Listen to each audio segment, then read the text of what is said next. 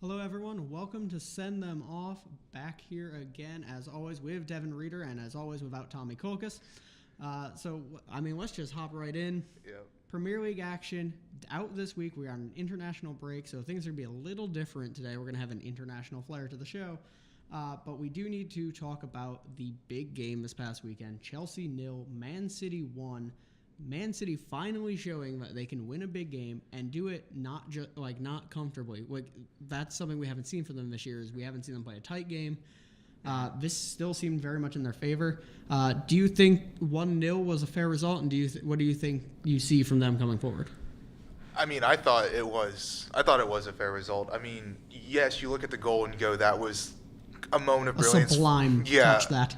From De Bruyne. So, full credit to him. But that came through the link play between Jesus and De Bruyne, and that was present the whole game. So they were always a threat, and so it was only a matter of time before one of them happened. Just the chances one of them went in, and so I do feel that 1-0 is a good result. Their defense looked a lot more solid, especially against a Chelsea team that normally, while Chelsea does have a reputation for playing defensive, they do very much have weapons going forward. Yeah. Morata's been on fire. Hazard is always a threat, even when he hasn't been playing his best, which is pretty much the last year and a half. Yeah. They still have great pieces going forward. City's defense looked really good. And they, honestly, I would not have been surprised if it was 2-0, maybe even 3-0. Chelsea did not really look in this game. Yeah. City outshot and outpossessed them. Now, those stats can, be skewed. It could be the 30-yard screamers, but that was pretty accurate to the game. Also, an interesting stat I found earlier, Chelsea went offside 8 times, which is an extremely high number. Yeah. And also, City went offside 0 times. That is world-class discipline from Jesus, mostly, because he's their main forward with Aguero out. Which we will get to. Which we will get to in a minute. But do you think that Chelsea is now really going to be struggling to get back in this title race, because now City and Man U are comfortably ahead of Chelsea now? Do you think it's a 2-horse race already at this point? I think coming into this, we all kind of felt that way. I mean, of course, we are, 7 games now? Yeah, I believe 7. 7 games in of a 38-game season. There's still a lot of time. Yeah, so there's a lot of times, there's a lot of things that can happen. But, I mean, since basically the very first, 2-3 weeks, we went, look at Man City and look at Man U. No one else has even come close to them. So, we've been kind of doing this for a while, where we're saying, can Man City win a big game? Man U is coached, managed by Mourinho, which tactical play versus other big clubs is what he was, he's kind of known for. But it was, can City kind of turn it around under Pep and play in these big games? Can Pep actually seem to manage in the Premier League? Yeah, and not just roll based off what his squad can do. And it seems that he actually he himself is actually having a much better season this year, not just the team. Yeah. So I mean, they definitely it does feel like a 2-horse race. It does feel that it's going to be a Manchester team. Unless something drastic happens over the winter, or if Harry Kane can somehow pop out more goals than he's already scoring, aside from that, I don't really see anything else. Any other team being able to make a push. Another thing, when I went to look up these stats, there was a fan poll on PremierLeague.com about who you thought was going to win the title so far. So I was like, I'll vote on it. I want to see what the results of this are. I'm a Man U fan, but I still think this is City's to lose. At this moment, I can already sense Man U will slip up somewhere. Yeah. Man U actually had 44% of the vote, the highest. Man City was at 23%, and no other team was above 10%. So pretty much most of the Premier League fans at this point have already believe it's a 2-horse race. Yeah. Now, I disagree, honestly, with Man U being that high. Yeah. I think they don't really, we have a lot of questions in midfield, especially with a lot of injuries. We're relying a lot on Fellaini, which actually he's been really good. But how long can Fellaini keep us up? Fellaini's big thing is, being a sub, really. Yeah. And terrible. Yeah, and he's all right. He's all right. I used to think he was horrible. I'll be honest. When we signed him from Everton, I nearly cried.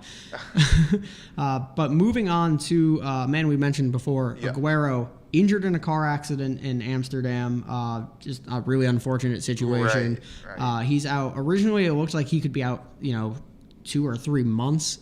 They thought he had multiple broken ribs. Turns out he has just a broken rib, which is still not good.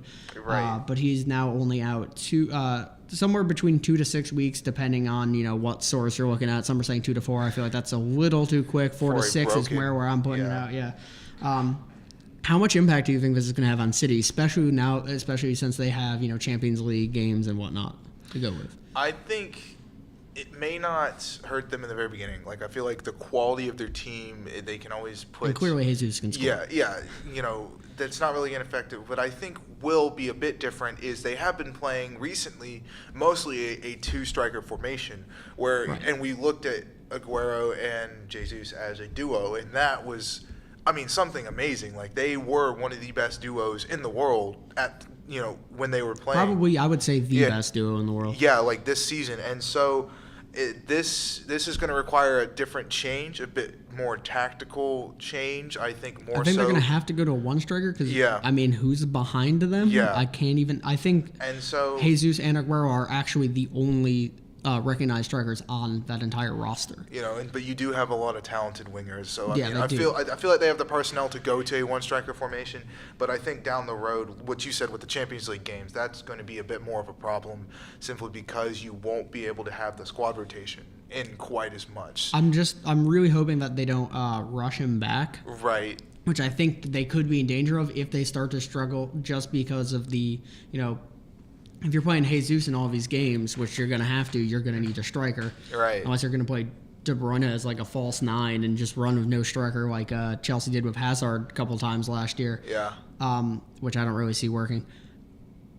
Unless they do that, like, they're going to Jesus is just going to get tired. Like, that's just how things work. He's like 19, but he can only play so many games. You can only play so many games. And he's playing for Brazil for their qualifying games for the last 2 match days here, which, they don't really need him, so hopefully they don't, stress him out too much. But, he's got a lot of games on his schedule alone. Hopefully he doesn't, overexhaust himself, and they don't have to bring back Aguero early, and that could, in a physical league like the Premier League, that could be a problem. As most times with an injury, there's a bunch of speculation. Will they bring them back? Will he come back healthy? Will he be able to play when he comes back? How is the squad going to handle it? When he's fully healed, he'll be fine. Yeah. Aguero is no, wimp. Yeah. He will be fine. I just worry that, if they bring him back too soon, just given how physical the Premier League is, he takes an elbow to the rib. That's probably not going to be the best thing. Speaking of people taking elbows to the ribs, though, all Liverpool fans know what that feels like. Another loss of points here, 1-1 at St. James against Newcastle. What is going wrong for Liverpool? They're not scoring as much as they thought they would be. Their defense is all right. Still one goal. That's not that bad. And that's the thing, is we looked at Liverpool coming in the season. We went, if their defense can be mediocre, they will win games. Their defense has been performing mediocre. Their defense has been mediocre, yeah. Yeah, they have been performing mediocre, but their offense, 1 goal against a Newcastle team that is disciplined. It was at St. James. It's not their worst result of the season, right? But when they have already struggled this far in the year, they need those points. Where's the urgency to get that extra goal? And I believe, if I'm not mistaken, they scored first, gave it up. Yeah, in 5 minutes or something like that. And they did that the same. They did much the same thing with Leicester. They scored 3-1, and within a minute, Vardy had scored again. 3-2. And so Newcastle actually had a chance to win the game in stoppage time at the end there, but I think it was Mitrovic probably had a shot deflected, and it happened to go to Mignolet, but it had that. It looked like one of those. It was going to be on target, and it deflected in their favor. They can't leave things like that. That'll happen, especially in a league as competitive as the Premier League. Yeah. We saw, 2 years ago when they had that insane game against Norwich at Carrow Road, where it ended up, it was 5-4, and just lead changes galore, and all 3 goals after the 85th minute. They cannot have seasons like that again. If they want to challenge like they're intending, yes. Yeah. Now, speaking of that, how do you see them turning around? I honestly don't really see anything to this point. They're, as you said, they're lacking going forward as far as they just aren't they're not showing their quality going forward. Yeah. Do you see them falling outside of even Europa League places for a while, maybe getting it back at the end of the season if they continue to struggle like this? Yeah, if they continue to struggle and get the same results against the same quality teams, like a draw against Newcastle this past weekend. The weekend before that, they had another. No, when did they? Anyway, they beat Leicester. They had 2 draws in their last 3 games. Yeah, and the draws were against teams that you look at it and you go, they should win. They should definitely win those. And if they continue to do that, they are going to drop out of those Europa places. But it is really weird. I've watched those games with Liverpool, and you look at individual talent, amazing. Coutinho, Salah, Firmino is good at linking play. He's very creative. You just look at all these weapons that they have, but it seems very disjointed almost and separated. They don't seem like they know how to play together, which is weird considering they all played together last year. Yeah. And they looked fine. Well, Lallana. Adam Lallana. Good old Lalama. Yeah. But maybe we'll see. He's due to be back sometime soon.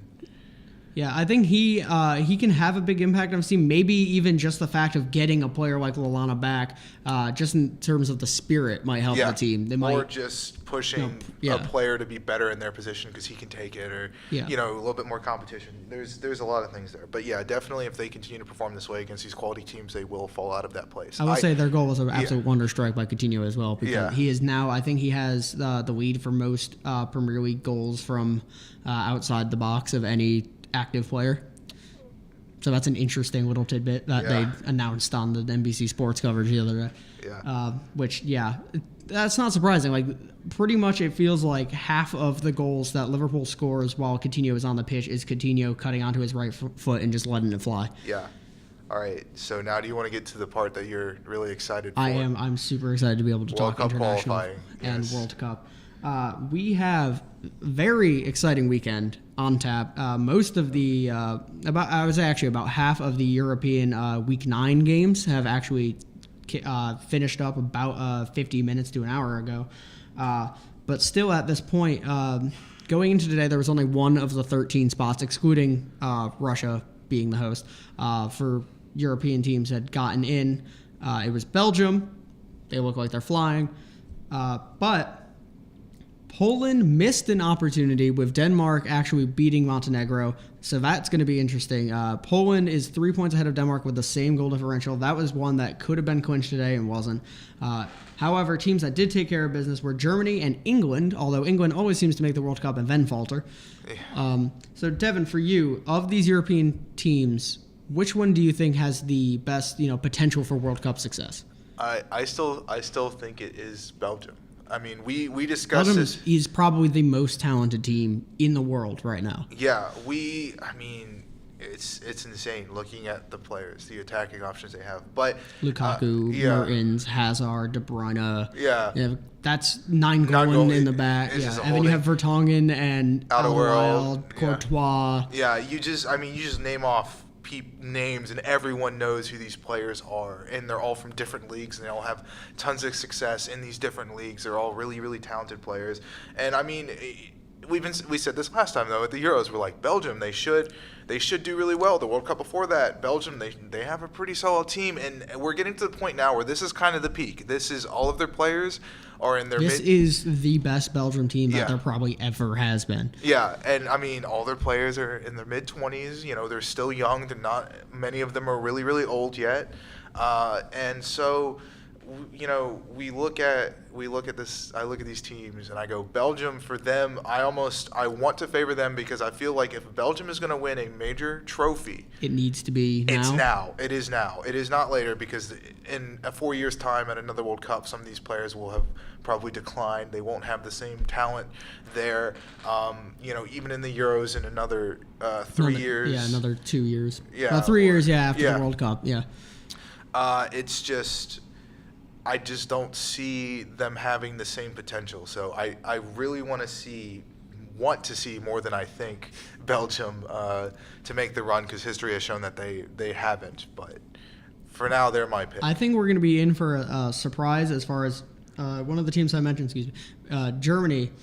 I don't think they're going to do as well because, I mean, I know for a lot of these, they've actually been, like, resting, like, in the middle there, they actually rested a lot of players, like, Thomas Muller, Hummels and stuff. They let them just, because it was before the season, so they just let them go, stick to your club teams.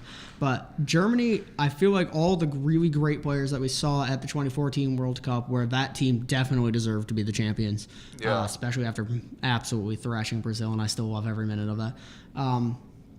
After that, I feel like they've lost a step because I feel like all those really good players were in their, they were in the like 26 to 29 ish range. They've now gotten 4 years older. You look at it, Muller doesn't really impress anymore. He's still a very good technical player, but he doesn't break out with any big plays. And yes, they have a lot of good young talent, but I don't think that young talent is quite ready or quite has the experience to be able to win another World Cup. I think they'll easily make the knockout stage because they're just too good. But I wouldn't be surprised if they are, quote, upset in the first knockout round. I say that they go all the way to the finals. Germany versus Belgium. I don't know how this Belgium. I don't know how the setup is going to be, but if I had to pick, if they happen to be on the other sides of the bracket, obviously. But I feel like Germany and Belgium will end up playing each other at some point in the knockout rounds. I would love that game. That would be a very interesting game. But, I mean, I don't know. It's really weird. You discussed all the talent that they have, but it's a bit young. The experienced players are a bit older. They don't make the same impact. But watching the German teams, for some reason, German teams instinctively know how to finish games. Like, if they have a 1-0 win. And they will never lose in penalties ever. Yeah, like, it's insane to watch them protect a 1-goal lead almost flawlessly. Like, it's not even scary to watch them do it. Like, most times you're like, don't defend the 1-goal lead. Like, Germany just will sit back and it's not even a problem for them. And it's weird. They're very well managed. They're very, very well disciplined. So, I mean, I feel like that just the culture that they have might compensate for the lack of experience. I mean, even if you watch the highlights, which I do at least every 3 months, of the Germany 7-1, because that's just one of the greatest displays of football prowess I've ever seen, just as an absolute, like, domination, just team game-wise. It wasn't even one player taking over. But when they gave up that goal in, like, basically the 90th minute, they were pissed. Like, I've never seen a team more angry to now be winning by 6. Instead of 7. Like, wow. They were, like, Neuer was screaming at the top of his lungs at the defense. And I was like, that says a lot about this German team. Yeah, like, they want perfection. Yeah. And speaking of Germany winning the World Cup last year, the last 3 World Cup champions, last World Cup. The last 3 World Cup champions have been from Europe. You have Italy in 2006, Spain in 2010, and Germany most recently. Do you see a non-European team winning this year? I really don't. I kind of agree with that. Europe seems really good right now. Europe is always really good. They have the most teams in the competition, so that also helps them. But all of the World Cup champions so far have been European or South American, and there's only been 8 countries that have ever won a World Cup.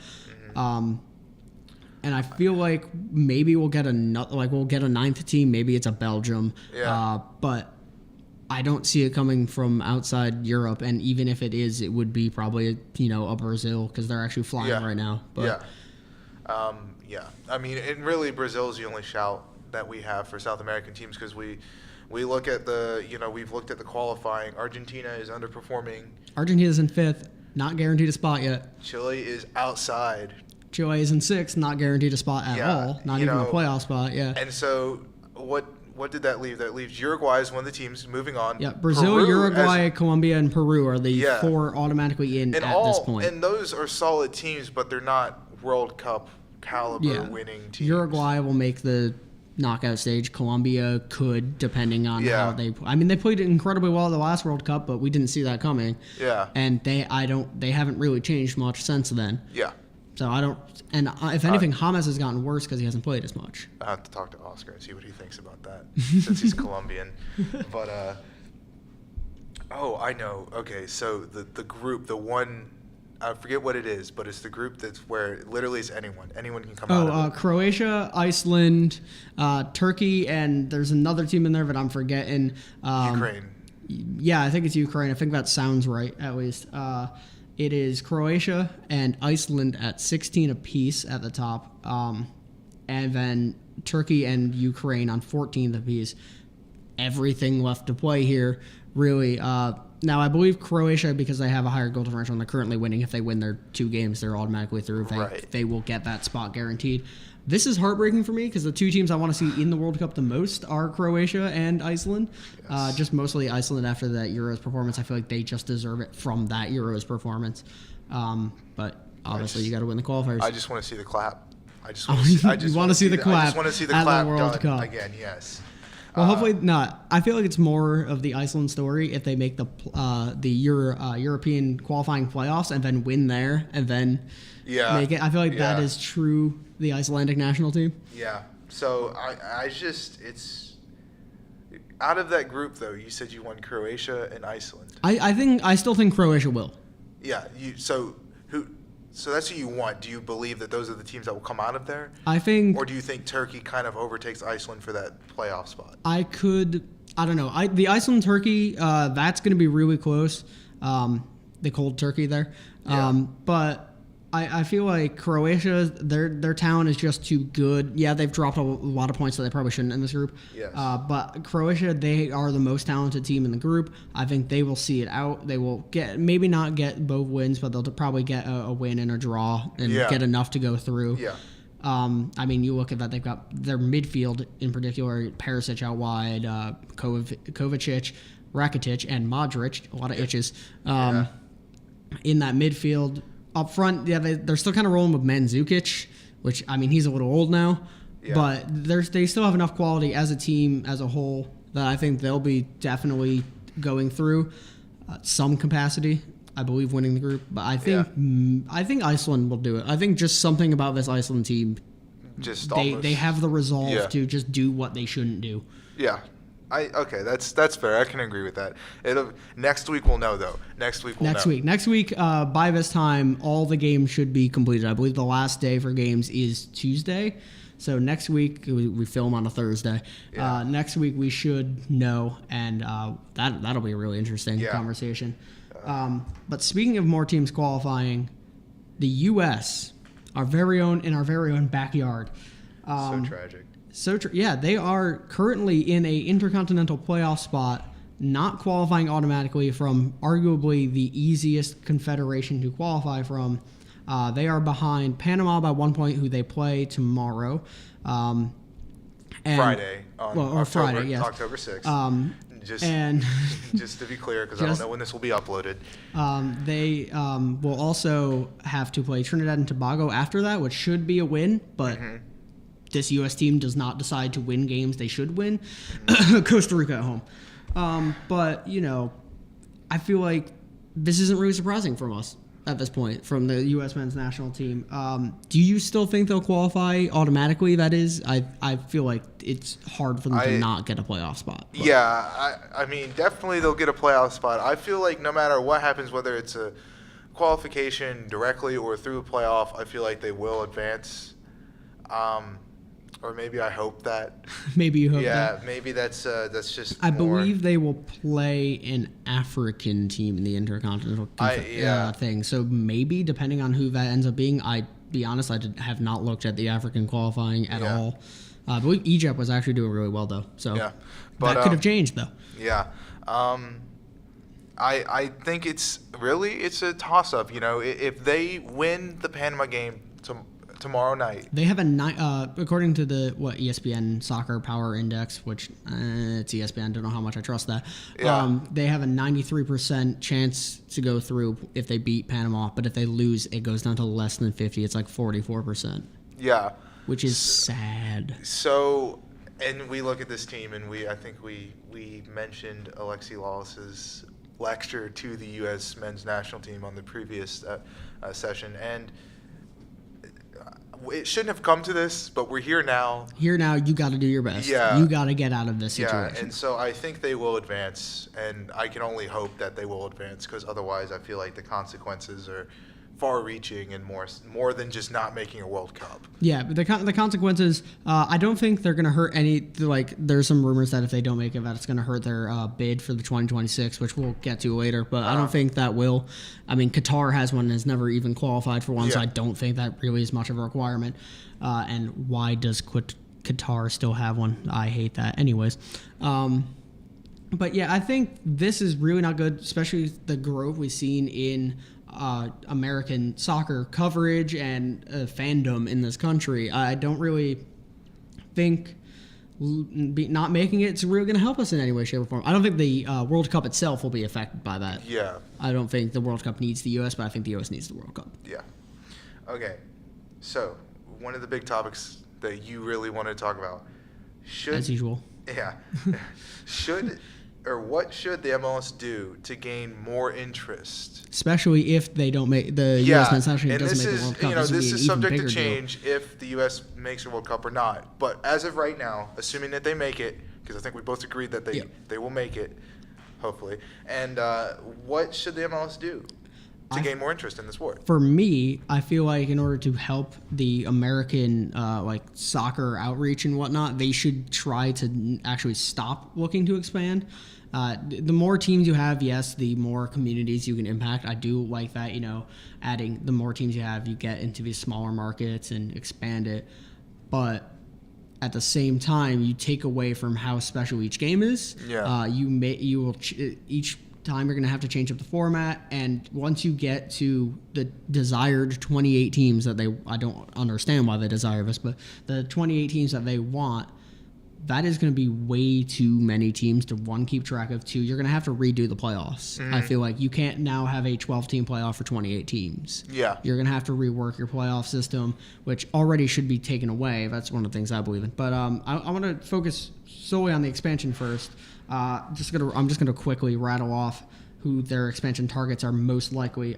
We've got Nashville, Phoenix with Phoenix Rising, love that team. Detroit, Indianapolis, Indy 11 coming up. St. Louis, Raleigh-Durham area, North Carolina FC. Played Swansea. Yep. Pre-season. San Antonio, Cincinnati, Tampa Bay / St. Petersburg, which is a weird one, and San Diego.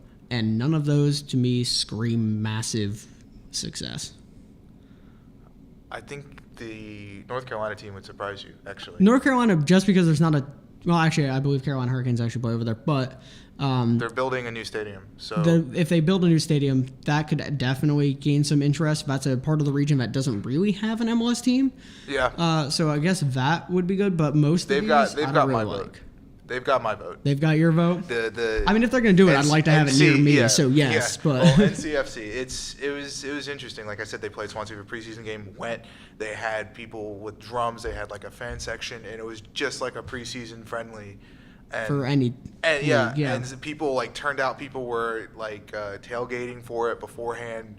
And so that was really impressive. And, we look at Georgia, South Carolina, North Carolina, it has some of the best, it's like a powerhouse for soccer in the U.S. Right, yeah. Developmental. So I think that's a good shout. But yeah, I feel as well the expansion should be limited to a few more teams. Calm it down. Also, Miami, the Beckham, currently known as Miami Beckham United, because that's just what the ownership group is.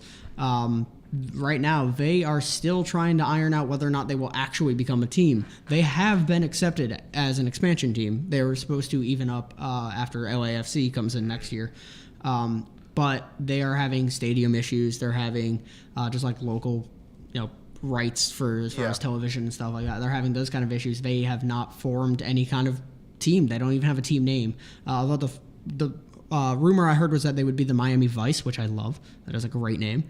Thank you, David Beckham. Professional sports teams without an S on the end of their mascot. Perfect. But yeah, so I think the number one thing the MLS do should stop expanding. Yeah. Because I feel like once you get to that point, it's just going to be redundant. It's not going to be exciting and new if every year there's a new team. Well, my question then is, there's always 3 new teams every year in the Premier League. Do we switch to that format? By new, I mean from the previous season. Obviously, people come back.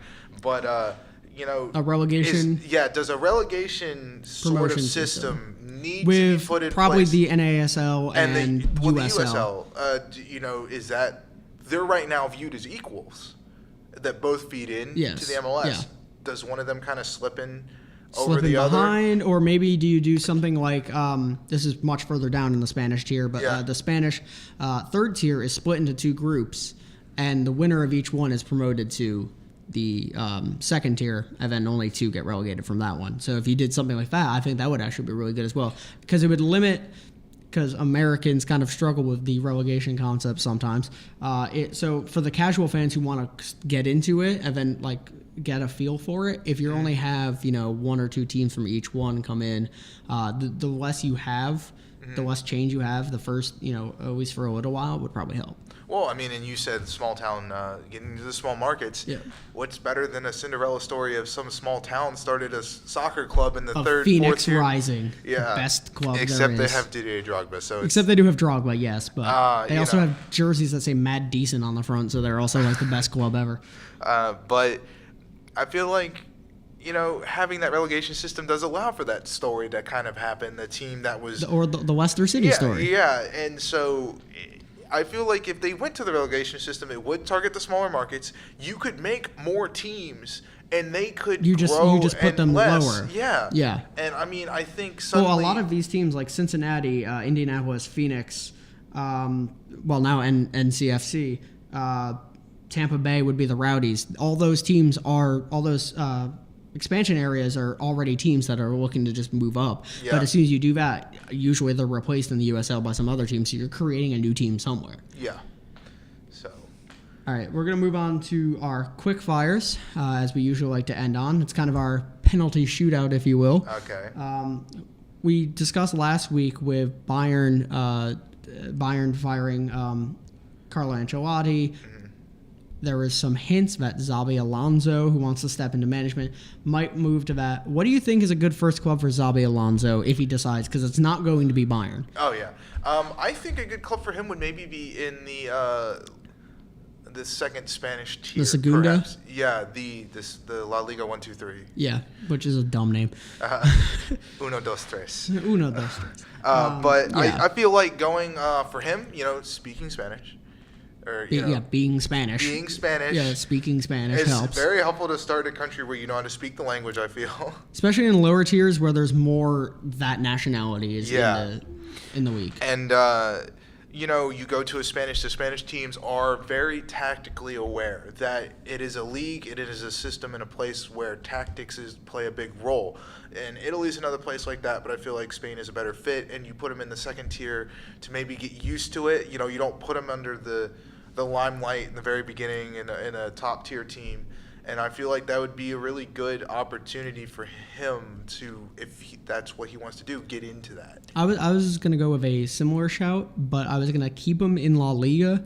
I think maybe just his star power as a player gets him the La Liga job first. Okay. While maybe that's not the best decision, it might actually also help him if he's playing better opponents. It might actually help him become a better manager. Right. But I think if he took over like Eibar or Sociedad, Sociedad actually doesn't need him at the moment. They're doing really well. But Eibar and Sociedad are both teams he played for at one point. Mm-hmm. He went on loan from Sociedad to Eibar for a season. So that's a little interesting thing. Yeah. If he went to a team like that where they already know him and like him, that would also help. He'd probably get more time there. Yeah. But any kind of smaller team like a Girona or something like that in La Liga where the expectations aren't that high, if they give him time, it would be very good for him as well, I think. Okay. So then amidst all this World Cup stuff, U.S., Mexico, Canada, joint bid, yay or nay for the U.S.? I like that the U.S. has the strongest bid for the World Cup at the moment because the only other bid that's on the table for voting is Morocco. So I'm thinking U.S., Canada, Mexico has that unless the committee votes to just reopen the process, which they can do. And also, if this decision happens the day before the World Cup in Russia, that's not stressful at all. But I don't like this bid as far as the U.S. is concerned. I feel like the U.S. needs to have their own bid. They have plenty of enough stadiums. They use them all themselves. Yeah. I mean, they have plenty enough coverage and whatnot. I feel like they're just trying to make the bid stronger by having other countries in it. Mm-hmm. Also, I don't like what this means for qualification because the host country automatically gets in. So either do you have the U.S., which would have the most cities, because right now they've cut it to a potential of 32 host cities and 25 of them are American. Now, granted, that number's still going to go down. They're going to look for somewhere between 20 and 25 in total. But still, do you go with just one of these countries gets in, the U.S., because they're headlining it? Do you put none of them in because there's 3? Do you put all of them in? And if you do that, then now you're taking away spaces from teams that could have beaten the U.S., especially if the U.S. doesn't get in now. Yeah. So I really don't like that aspect.